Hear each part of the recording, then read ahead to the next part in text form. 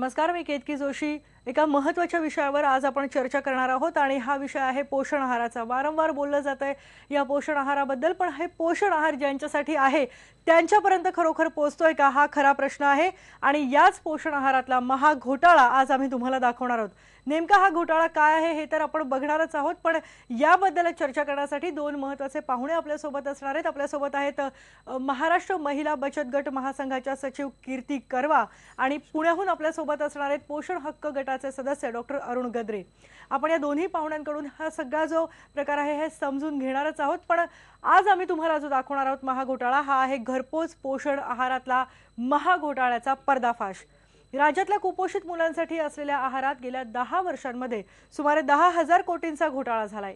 घरपोच पोषण आहार म्हणजेच THR योजनेत हा महाघोटाळा झाल्याची माहिती IBN लोकमतच्या हाती लागली आहे। तान्ह्या मुलांना घरपोच जो पोषक आहार मिळाला हवा तो थेट प्राण्यांना खाऊ घातला जातोय, कारण घरपोच आहार बनवण्यात मक्तेदारी केलेल्या 3 संस्था निकृष्ट दर्जाचं अन्न बनवतायत आणि याच कारभारावर सर्वोच्च न्यायालयाने सुद्धा कडक ताशेरे ओढलेत। पाहुयात प्रफुल्ल साळुंखेंचा हा धक्कादायक स्पेशल रिपोर्ट। हा शिरा आहे असं सांगितलं तर तुमचा विश्वास तरी बसेल? प्राणीही खाणार नाहीत इतकं निकृष्ट अन्न तुम्ही तुमच्या मुलांना खाऊ घालाल? पण राज्यभरातल्या गरिबांच्या मुलांना हे अन्न खावं लागतंय, कारण सरकारच्या THR म्हणजेच घरपोच पोषण आहार योजनेवर 3 संस्थांची गेल्या 10 वर्षांपासून मक्तेदारी आहे।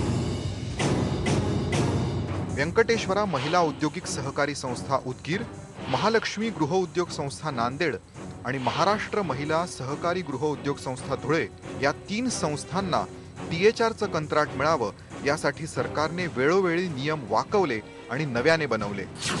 3 वर्षांपर्यंतच्या मुलांना घरपोच पोषण आहार मिळावा म्हणून टेक होम रेशन अर्थात THR ही योजना सुरू झाली, पण ताजं अन्न देऊ शकतील अशा स्थानिक महिला बचत गटांना कंत्राट देण्याऐवजी सर्व नियम वाकवून 3च संस्थांना वारंवार ठेके दिले गेले। स्वयंसहायता बचत गटांना कंत्राट देण्याऐवजी बड्या संस्थांना प्राधान्य देण्यात आलं। स्थानिक गटांना कंत्राट देण्याऐवजी 3 संस्थांकडे अर्ध्या महाराष्ट्राचं काम देण्यात आलं। एका बचत गटाला एका युनिटचं काम देण्याऐवजी 3 संस्थांना 175 युनिट्सची कामं दिली गेली। ठेकेदारांशी संबंध अपेक्षित नसताना 3ही संस्थाचालक महिलांचे पती मात्र ठेकेदारच आहेत। 2009 मध्ये त्या ठिकाणी निविदा निघाल्या गेल्या आणि निविदा अशा पद्धतीने मॅनिप्युलेट केलेल्या होत्या, त्या होत्या बचत गटांसाठी, पण प्रत्यक्षात 320 जवळजवळ बचत गटांनी अर्ज भरले, पण अख्ख्या महाराष्ट्रात फक्त 3च संस्थांना त्या ठिकाणी काम देण्यात आलं। म्हणजे केवळ या 3 बड्या उद्योजकांची त्या ठिकाणी मागच्या दाराने वर्णी आणण्यासाठी करण्यासाठी कुठेतरी शासनाने मंत्री महोदयांनी हा घाट घातलाय का अशी शंका आता महिला बचत गटांना यायला लागली। 2014-15 या चालू वर्षात घरपोच पोषण आहार योजनेवर 928 कोटी रुपये खर्च करण्यात आले। यावरून अंदाज येतो की गेल्या 10 वर्षात सुमारे 10,000 कोटी रुपये या योजनेवर खर्च झाले असावेत आणि त्यातला मोठा हिस्सा हा महालक्ष्मी, महाराष्ट्र आणि व्यंकटेश्वरा या 3 संस्थांकडेच गेला। सर्वोच्च न्यायालयाने या 3ही महिला संस्थांची चौकशी करण्यासाठी समिती नेमली। या समितीने झाल्या प्रकारावर कडक ताशेरे ओढले। पैसे खर्च होऊनही मुलांना पुरेशी घरपोच अन्नाची पाकिटं मिळालीच नाहीत। सत्तूच्या पिठाला वास येतो तर उपमा खारट असतो अशी निम्म्याहून अधिक महिलांनी तक्रार केली। रोज रोज शिरा, सत्तूचं पीठ आणि उपमा खाऊन मुलं कंटाळली आहेत। फक्त 11% मुलं THRची पाकिटं नियमितपणे खातात। आदिवासी भागात तर ही पाकिटं चक्क गाई म्हशींना खाऊ घातली जातात। शिजलेल्या अन्नाच्या तुलनेत THR मिळणाऱ्या मुलांमध्ये तीव्र कुपोषणाचं प्रमाण दुप्पट आहे। THR बाबत अनेक तक्रारी दाखल झाल्या, पण कारवाई कुठेही होताना दिसत नाहीये। विशेष म्हणजे अन्न नागरी पुरवठा विभागानं किती THR सॅम्पल घेतलेत याची कुठेही नोंद नाही, काय कारवाई झाली याची कुठेही नोंद नाहीये। विद्यार्थ्यांना योग्य प्रमाणात आहार मिळतो का याची वजनमापे विभागाने तपासणी करायला हवी। किती तपासण्या केल्या याचा अहवाल कुठे आहे याचा कुठेही थांगपत्ता लागत नाही। हजारो कोटी खर्च झाले पण कुपोषण काही घटलं नाही। अधिकारी, मंत्री आणि बड्या ठेकेदारांचं मात्र पोषण झालं। या संबंधी आम्ही महालक्ष्मी, महाराष्ट्र आणि व्यंकटेश्वरा या 3ही संस्थांशी संपर्क साधला, पण 3ही संस्थांनी बोलायला नकार दिला। प्रफुल्ल साळुंखे, IBN लोकमत, मुंबई। धक्कादायक अशी ही सगळी परिस्थिती आहे, संताप आणणारी ही परिस्थिती आहे आणि अशीच परिस्थिती जी आहे, असाच घोटाळा जो आहे तो तान्ह्या मुलांच्या घरपोच पोषण आहारामध्ये सुद्धा आपल्याला दिसतोय। तान्ह्या मुलांना घरपोच पोषण मिळावं म्हणून सरकारनं THR योजना सुरू केली, पण 3च संस्थांना कंत्राटं मिळावीत यासाठी सरकारनं सगळे नियम वाकवले आणि याचा सगळ्यात मोठा फटका बसला तो शेकडो बचत गटातल्या हजारो गरीब महिलांना। त्यांनी दागदागिने विकून लाखो रुपयांची मशिनरी उभी केली, पण या बचत गटांना काम नसल्यानं मशिनरी पडून आहे आणि अनेक महिला कर्जबाजारी झाल्यात।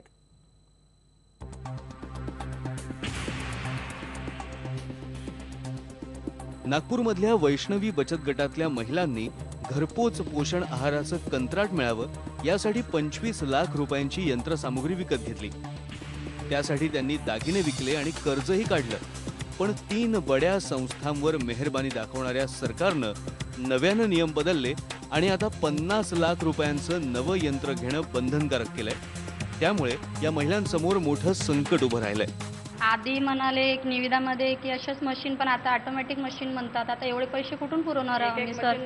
आणि आम्ही कसे 15 लाख रुपये आता या मशीनला लागले। आता ते म्हणतात की ऑटोमॅटिक मशीन हे करायचं। आता निविदामध्ये तसं लिहिलं होतं ना सर की तुम्ही ऑटोमॅटिक मशीन, तर आम्ही नसतं केलं ना हे। आता ते म्हणतात की ऑटोमॅटिक करा। आधी म्हणाले पेंटिंग व्यवस्थित हे करा, आधी आता मशीनचं काढत आहे सर। आम्ही कुठून एवढे पैसे पुरवायचे? सगळ्या महिलाकडून 2-2, 3, 2.5 लाख असे काढले। आम्ही म्हणजे महिला सगळ्या गरीब वर्गाचेच राहते ना, ते का कशी विचारले ते केले आणि दिले। आता त्यांना व्याज कुठून भरणार आहे त्या का? दुसऱ्याची कामं त्यांना असं वाटलं का आम्ही इतकेच कामं करू, पहिला आमच्या गटाचेच काम करू म्हणून त्याने लोन काढली। 40,000ची आम्हाला लोन मिळाली, ते तो 40 लाखाची 25-30 लाखाचे याच्यामध्ये खर्च होऊन गेले। महिला कुठून आणणार आहे? घरपोच पोषण आहार पुरवठ्याचं काम स्थानिक बचत गटांना देण्यात यावं असे आदेश सर्वोच्च न्यायालयानं दिले होते। त्यामुळे 2009 मध्ये सरकारनं नवी नियमावली तयार केली, पण मुळात त्यांना कामच मिळू नये यासाठी सरकारनं अनेक वेळा नियम आणि अटी बदलल्या। बचत गटाला THR म्हणजेच घरपोच पोषण आहार पुरवठ्याचा अनुभव असावा अशी अट सुरुवातीला घालण्यात आली। बचत गटाचा टर्नओव्हर हा 1 कोटीचा असावा अशी सुद्धा अट घालण्यात आली। या निकषांमध्ये कोणताही बचत गट बसला नाही, त्यामुळे सगळी कामं महालक्ष्मी, महाराष्ट्र आणि व्यंकटेश्वरा या 3 महिला संस्थांनाच मिळाली। त्यानंतर 2013ला या ठेकेदारांची मुदत संपत असताना सरकारनं नवी नियमावली काढली।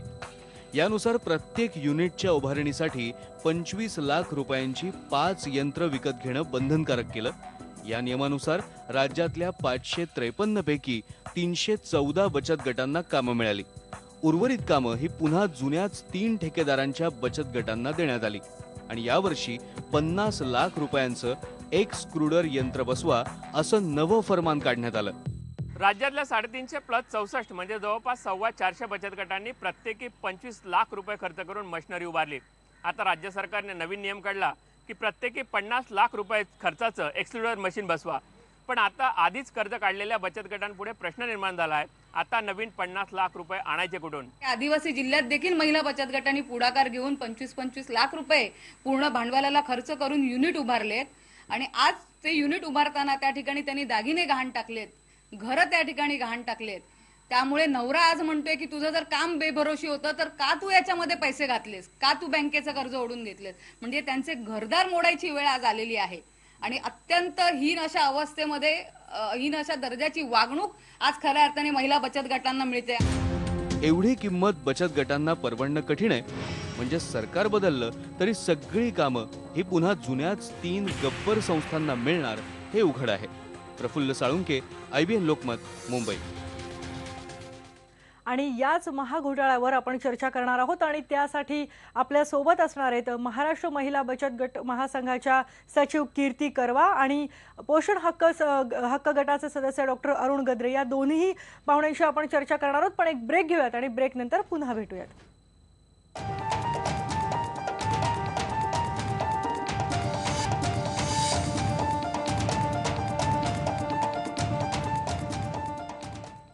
या पोषण आहाराच्या महाघोटाळ्यावर आज आपण बोलतोय आणि पुण्याहून आपल्यासोबत डॉक्टर अरुण गद्रे आहेत। गद्रे सर, खूप मोठा घोटाळा हा समोर आला आहे, पण नेमका हा घोटाळा काय आहे आणि सरकार कशा पद्धतीने ठराविक संस्थांनाच पाठीशी घालतंय? नाही, याच्यासाठी मला असं म्हणायचं आहे की या प्रश्नाच्या मूळ कारणाकडे आपण जाऊया.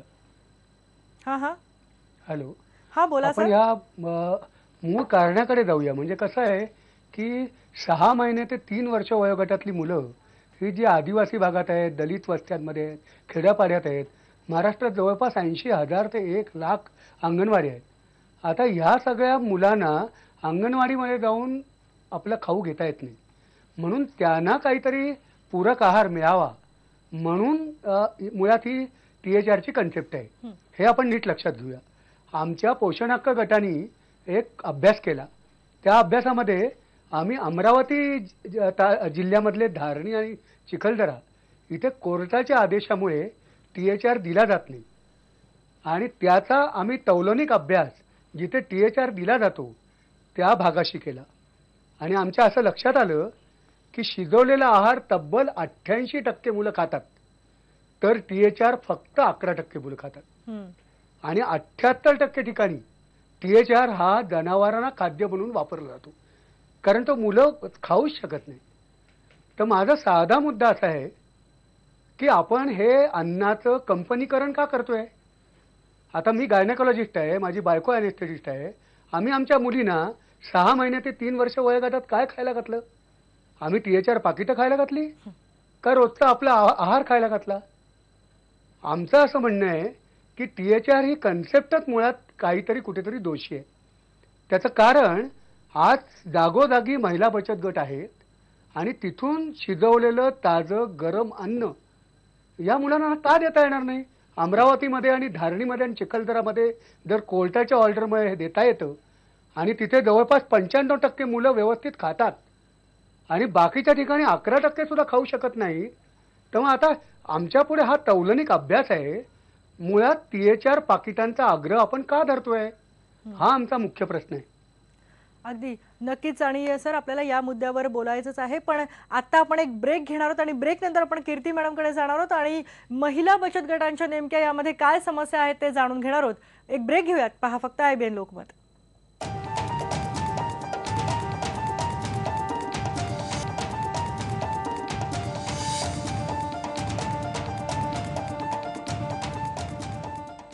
या महाघोटाळ्यावर ग्रामविकास महिला आणि ग्रामविकास मंत्री ज्या आहेत पंकजा मुंडे यांनी प्रतिक्रिया दिली आहे. काय म्हणतात ते आपण बघूयात. THR योजनेअंतर्गत येणाऱ्या सगळ्या बचत गटांचं नवं सर्वेक्षण करणार असल्याची घोषणा महिला आणि बालकल्याण मंत्री पंकजा मुंडे यांनी IBN लोकमतशी बोलताना केली आहे. आणि यामध्ये जो दोषी आढळेल त्यांना बाहेरचा रस्ता दाखवणार असंही त्यांनी स्पष्टपणे सांगितलंय. मी एक असा निर्णय घेतलाय की सगळे जेवढे THR करणारे प्रकल्प आहेत तर सगळ्या प्रकल्पांचं इन्स्पेक्शन झालं पाहिजे. हे इन्स्पेक्शन करू नका असंही काही लोक मला म्हणाले, पण इन्स्पेक्शन झालं पाहिजे. त्याच्यामध्ये आम्ही कॅटेगरी करणार आहोत, मार्क्स देणार आहोत, आणि इन्स्पेक्शन झाल्यानंतर जिथे या मुलांना कुपोषणापासून दूर न करणारा केवळ कारभार चाललेला आहे किंवा आर्थिक व्यवहार चालला आहे, हे मग कोणी असो ते आम्ही ते बंद करणार असतो. मग ती संस्था असेल मोठी किंवा त्या 3 संस्था जर याच्यात आल्या तर त्यांना सुद्धा आम्ही रद्दबादल करून एकदम बाहेरची दिशा दाखवणार आहोत. तर हे आमचं प्रोसेस 15 तारखेपर्यंत पूर्ण होणार आहे, आणि ती पूर्ण झाल्यावर खरं काय चित्र आहे हे समोर येणार आहे. जे दोषी असतील त्यांच्यावर कारवाई करणार असं पंकजा मुंडे म्हणतायत. आपण या सगळ्या मुद्द्यांवर चर्चा करतोय आणि नेमकं बचत गटांच्या समस्या काय ते जाणून घेऊयात. कीर्ती करवा मॅडम आपल्यासोबत आहेत. मॅडम, थेट घरपोच पोषण आहार योजनेत भरपूर गडबडी सध्या सुरू आहेत, आणि या योजनेत सगळ्यात जास्त महिला बचत गट भरडले जात आहेत. काय नेमक्या त्यांच्या समस्या आहेत?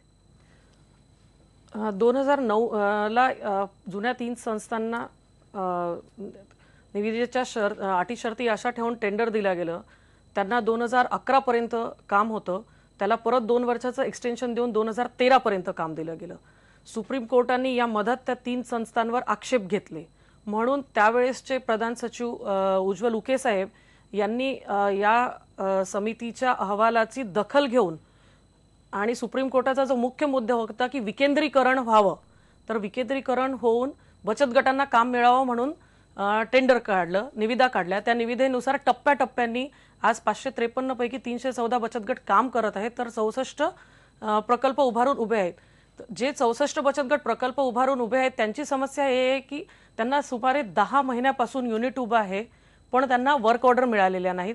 तर त्यांनी ती गुंतवणूक कुठे घेऊन जावं, आणि 314 बचत गट जे काम करत आहेत विना तक्रार सप्लाय करत आहेत.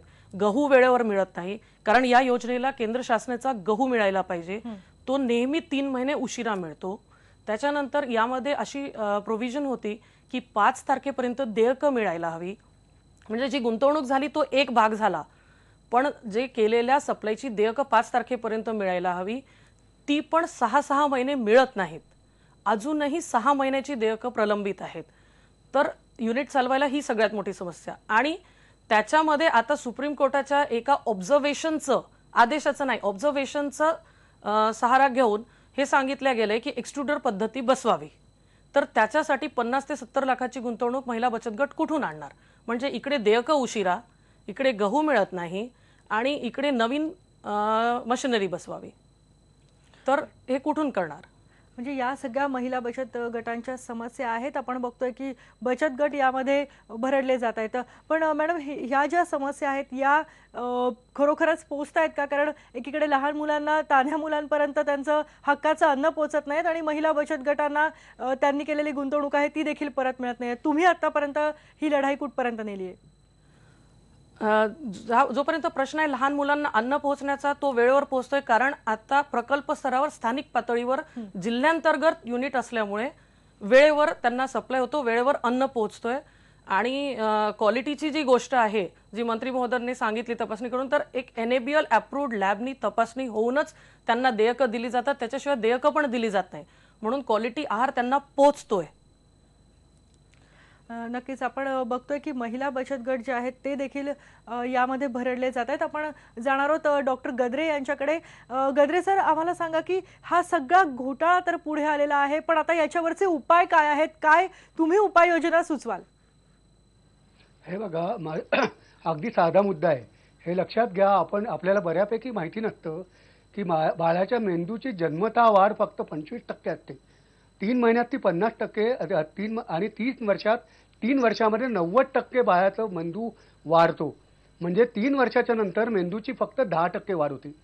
आता हे लक्षात घ्या की लाखो मुलं आपण ह्या वयोगटातली ही पूरक आहाराच्या पासून वंचित ठेवतो आणि त्यांना THR पाठवतोय आणि ती THR खाऊ शकत नाही, थुंकतायत.